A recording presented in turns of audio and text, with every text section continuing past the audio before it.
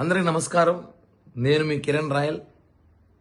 YSR Paytm గారు వైఎస్ఆర్ నాయకుల పరిస్థితి చూస్తూ అంటే హాస్యాస్పదంగా ఉంది, జాలి కూడా వేస్తూ ఉంది. ఇంక కొత్త పదాలు ఏమంటే చెప్పాల్సి వస్తుంది. వాళ్ళ పరిస్థితి ఎలా ఉందంటే, పవన్ కళ్యాణ్ గారి ఫోటో చూస్తే కూడా భయపడే పరిస్థితిలో వైఎస్ఆర్ కాంగ్రెస్ పార్టీ నాయకులు కార్యకర్తలు ఉన్నారు.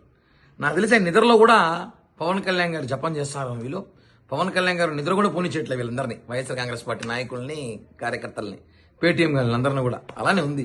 లేకపోతే మొన్నటికి మొన్న ఒక రిటైర్డ్ ఐఏఎస్ రిటైర్డ్ ఇంట్లో కూర్చోకుండా కోర్టుకి వెళ్ళి పవన్ కళ్యాణ్ గారి సినిమాలో నటించకూడదు అని చెప్పి కోర్టులో పిటిషన్ చేశాడు. నిన్న ఇంకో అతను ఎవడో వెళ్ళి పవన్ కళ్యాణ్ గారి ఫోటోలు ప్రభుత్వ కార్యాలయంలో ఉండకూడదని చెప్తాడు.